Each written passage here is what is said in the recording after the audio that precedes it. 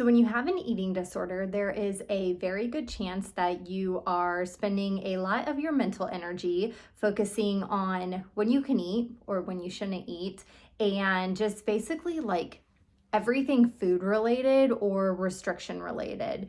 And what is amazing about full recovery, there's a lot of things that's amazing, but one thing that's amazing is here's your relationship with food.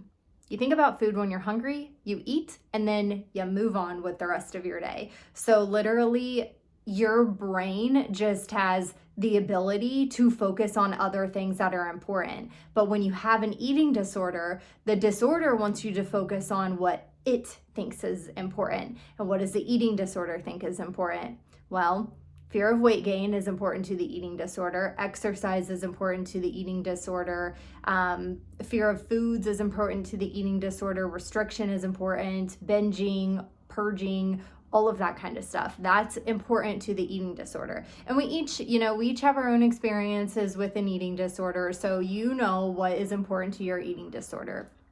So I want you to think about everything that your eating disorder goes through the entire day being like, this is important, so we're going to focus on that. And then I want you to think about when you are fully recovered, you get all of that mental space. It's all yours. It's right back to you, and you get to decide what you're going to think about. So fill that in with hobby. I mean, literally fill that in with actually just being able to be fully present in a conversation with somebody. I know that was really difficult for me. I would, for real, this would happen a lot. So I would go out to eat with someone, but I would have been restricting for so long beforehand that I'm starving and all I can think about is food. But then I'm like afraid of the menu, and then I'm afraid to eat, and then I can't even engage with the person that I'm with. I can't focus on what they're saying. I can't form thoughts for myself of what I really want to talk to them about or anything like that. So it just that's kind of what I mean when I say, an eating disorder robs you of all your joy. That's its goal, right? The goal is to rob you of all your joy, and then ultimate goal is to end someone's life. That's the eating disorder's purpose. If you think about it, a lot of things that they would teach us in high school, oh, well, you might have an eating disorder, that brief time that they tell you about this kind of stuff and health education or whatever is, oh, well, you don't want to go out to eat with your friends anymore. You avoid social settings and eating with your friends. And I mean, that was true for me. I did do that. And even when I would try to accommodate, it's not like I was really fully present with that person. I was and okay, you can never fully be present with yourself or with anyone else when you have this disorder that is dictating what you should be doing, what you should be thinking about. And I'm not saying you should be doing this is it saying it, you need to be thinking about all of these things to keep me thriving, when really it's no, actually, what needs to happen is you, disorder, need to not be in the picture at all so that I can focus on my own life and creating my own memories that have absolutely nothing to do with you, so that I can be present with myself as well as the people that I'm choosing to be in a relationship with or be present for. Or, if you're working, oh, I'm actually going to focus on working instead of having the eating disorder over here being hey, can I get your attention, please? And it's no, there's no time for you.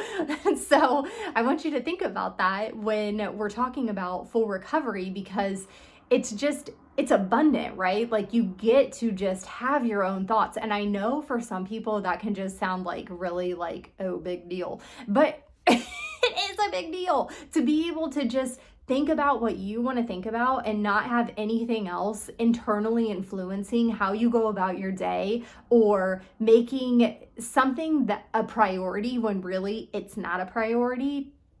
And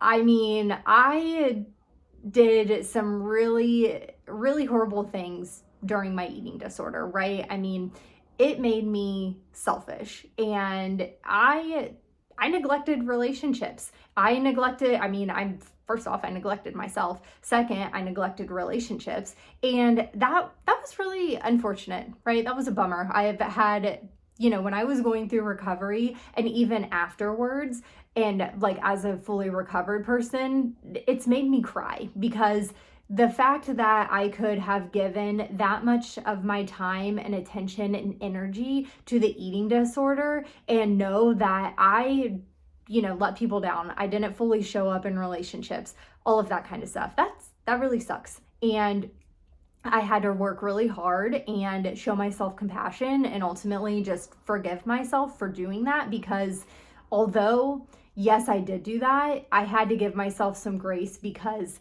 it was that wasn't me, right? That was me being controlled by the eating disorder. And yeah, just having the ability when you are fully recovered to not ever have to worry about that kind of stuff again and just being able to be fully present. I mean, that's a gift in and of itself. A takeaway from this would be, we have to be really honest with ourselves when we're going through recovery. And I have found that journaling is such a safe space for me to just write down my thoughts and my feelings, investigate and go deeper, and then also hit that with some self-compassion because we're not here to be a bully to ourselves. We're here to, as I've said, create a relationship with ourselves where we are our own best friend, we are the love of our life, and we are our own teammate. So each of those people, each of those circumstances, right? Your teammate is not going to hopefully bully you, right? They're going to be supportive of you because you guys have the same goal to win, okay? Like, let's just look at it like that. Okay, teammate, so goal, win. So the love of your life. Well, the love of your life wants what's best for you, right? Yes. And then your own best friend. Your best friend wants what's best for you, right? Yes. So you're creating an internal environment where you're just like encompassing all of that, and you get to show up with yourself every single day and help yourself through whatever it is that you're going through.